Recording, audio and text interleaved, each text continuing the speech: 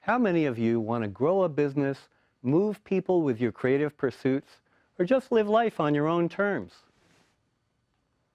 Many of us do, but you can't do it without risk. The good news is that luck favors risk takers. That's why biographies of successful people are filled with stories of the chances they took. But it's something I had to learn. When I was younger, I used to put off my dreams. Next year, I'll get serious with my music. Next year, I'll turn my passion into my profession. But next year came and went. I was in a rut. Anyone been there? Then I saw an inspiring musical called Ragtime. I discovered that the writers honed their craft in a 2-year workshop in New York, and the next submission deadline was a month away. That's when my heart sung out. You've been living a lie, saying someday you'll try to revive the dreams that bring you alive. Then my head said, but I don't know anyone in New York. I'm just a pop songwriter. I've never written theater music. Gotta face your fears, let regret turn to tears, and finally listen to your heart's true desire. But I'm afraid to give up my rent-controlled apartment. Wave caution goodbye, better to fail than never try. Okay, I sent in my demo CD, and today I got this letter. Dear Trevor, out of 500 submissions, 44 people were accepted. Trevor, congratulations. Today is the day, surrender to faith, live your life fearless and fulfilled. So I listened to my heart. I took the chance, only to discover that rents in New York were sky high. Ironically, the mortgage payment on a condo was less than rent on a comparable apartment. I wanted to build equity, but the down payment would require my entire life savings. What if the housing market dropped? I only planned to be in New York for 2 years. But I took the chance. Was it worth it? Well, first, that workshop was super inspiring. It led me to win awards, get my songs on Pandora Radio, and collaborate with hit songwriters. People whose songs have been recorded by the Dixie Chicks, Faith Hill, Placido Domingo, and my nephew Shalev at his bar mitzvah. And that's not the only risk that paid off.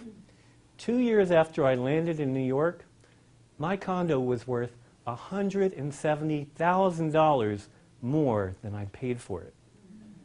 Was I lucky? Sure, but only because I took a chance.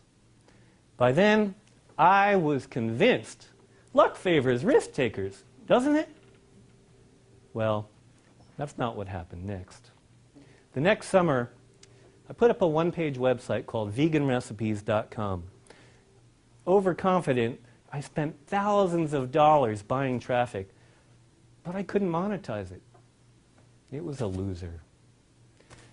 When I returned to California, I rented my New York condo from afar, pulled out the equity, and used it as the down payment on a rundown triplex in Oakland.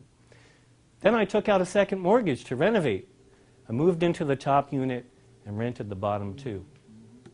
Well, after the 2008 housing crash, my triplex was worth 2/3 of what I owed. My rents declined, my freelance writing work dried up. I became an unemployed, underwater homeowner, living on credit cards, facing foreclosure. I felt scared. I started to doubt myself. Maybe I've been too daring.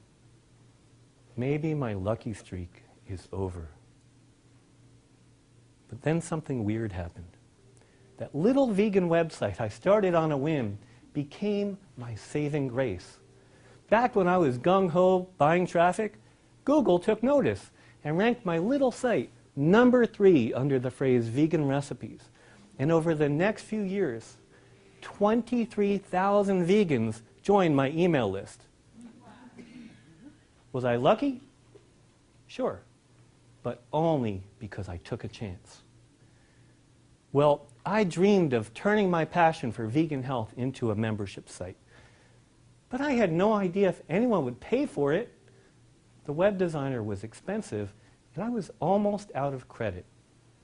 Yet my heart sung out, "Bring it on, bring what you're afraid of, and you'll find out what you're really made of." So I threw a Hail Mary. You make your own luck, don't give up till your dreams appear. I used the last of my credit lines to bootstrap the Vegetarian Health Institute. 7 years later, when I sold the Institute, it had thousands of paying customers and occasional 6-figure months. Was I lucky? Sure, but only because I took a chance. Eventually, my underwater real estate made an amazing comeback, and that's when it hit home.